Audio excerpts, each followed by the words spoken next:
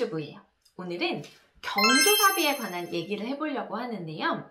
5월이 가정의 달이기도 하지만 가계부를 운영하는 입장에서는 경조사비 폭탄의 달이기도 하죠. 그래서 내가 한 달 동안 열심히 막 집밥 해먹으면서 식비 아끼고 내 옷도 안 사 입으면서 막 꾸민비도 아끼고 이렇게 해서 우리 집 생활비를 확 줄여놨는데 뭐 이 어쩔 수 없이 발생하는 경조사비들 때문에 갑자기 한 달 생활비가 확 늘어나면은 그럴 때 약간 멘탈 흔들리기도 하고 그러거든요. 저도 초반에는 많이 그랬던 것 같아요. 그래서 제가 지난 7년 동안 여러 가지 시행착오를 겪으면서 깨닫고 터득한 저만의 경조사비 관리법 3가지를 오늘 여러분들께 말씀드려 보려고 해요. 스트레스 없고 갈등 없이 우리 집 경조사비를 깔끔하게 관리할 수 있는 방법을 알려드리도록 할게요. 먼저 가장 중요한 첫 번째 원칙은 1년 예산으로 통틀어서 관리를 하는 거예요.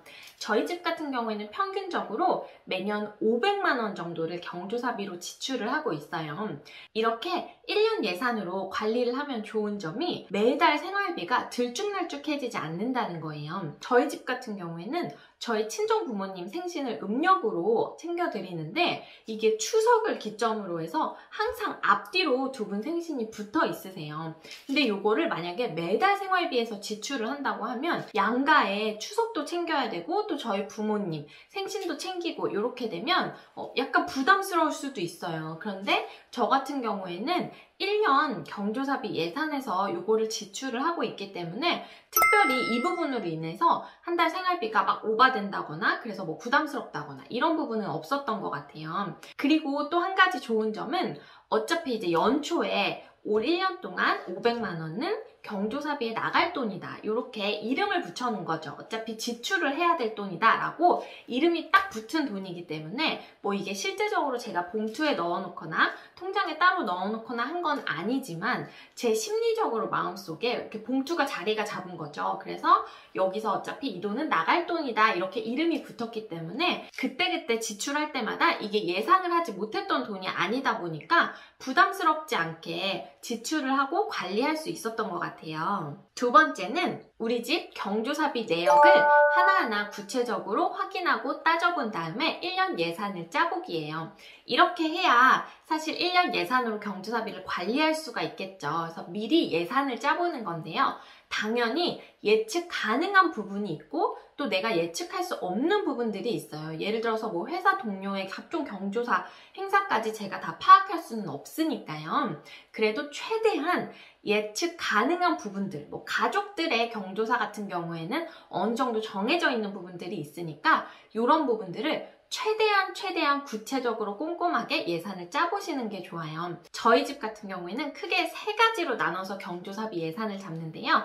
첫 번째는 당연히 가족과 관련된 비용, 그리고 두 번째는 친구, 지인, 회사 동료와 관련된 비용, 그리고 마지막 3번째는 저희 부부의 각종 기념일과 관련된 비용, 이렇게 나눠서 운영을 하고 있어요. 먼저 가족과 관련된 비용으로는 양가 부모님 생신 4번, 그리고 요즘 같은 어버이날, 또 양명절 요렇게를 챙기고 있고요. 여기에 이제 저희 어머님이 매년 김장을 해주시기 때문에 저희가 그때 드리는 김장 비용 요렇게까지가 고정적으로 발생되고 있어요. 그리고 이제 형제 자매, 뭐 조카와 관련된 비용들, 그리고 사촌이나 시어른들과 관련된 비용들 요렇게까지가 매년 어느 정도 예측 가능한 가족과 관련된 경조사 비용이고요. 두 번째로 뭐 친구, 지인, 직장 동료와 관련된 비용은 사실 전혀 예측은 불가능하죠. 그런 것까지 제가 어떻게 다 알겠어요.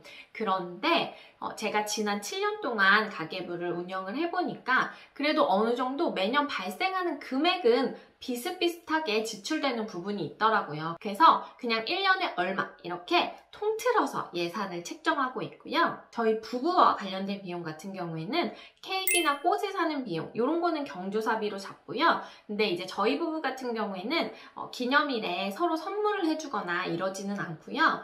좋은 곳에 가서 식사를 하거나 아니면 그 기념일을 기념해서 주로 국내 여행이나 해외여행 이런 식으로 여행을 많이 가는 편이에요.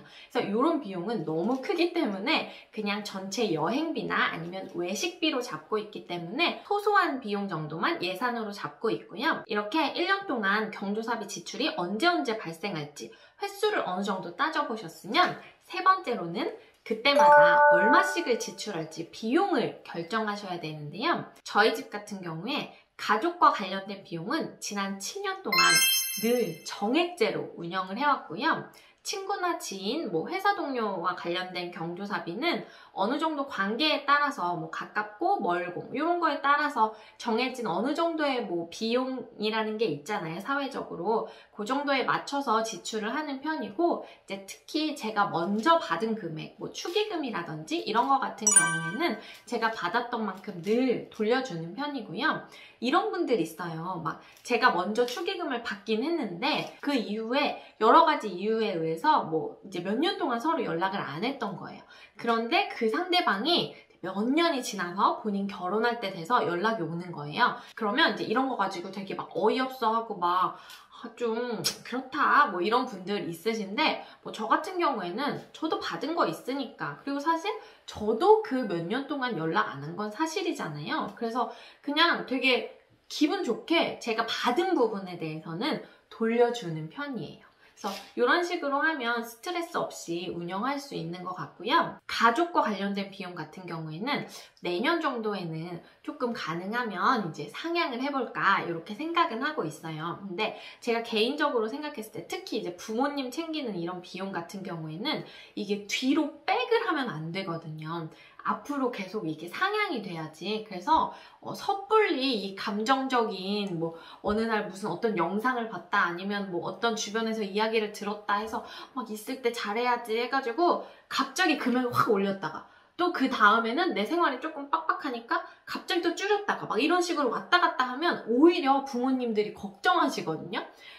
제 생각인지 모르겠지만, 그래서 저 같은 경우에는 제가 가능한 선에서, 물론 이제 이 부모님들한테 드리는 금액은 너무 약소하죠. 제가 그동안 받고 큰 거에 비하면. 그래도 또 이제 멀리 보고 약간 저는 그런 식으로 운영을 하고 있는 편이에요. 그래서 이런 부분도 참고하시면 좋을 것 같고요. 저는 이렇게 경조사비를 운영했더니 크게 스트레스 없이, 또 갈등 없이, 또 부담도 되지 않는 선에서 경조사비를 깔끔하게 관리할 수 있더라고요. 그래서 여러분들도 오늘 제 영상 참고하셔서 여러분들 각자 가정 상황에 맞게 경조사비 잘 꾸려가셨으면 좋겠고요. 오늘 제 영상이 도움이 되셨다면 구독과 좋아요로 응원 팍팍 부탁드려요. 그럼 저는 또 다음 시간에 더 재미있는 생활 속 재테크 이야기로 돌아오도록 하겠습니다.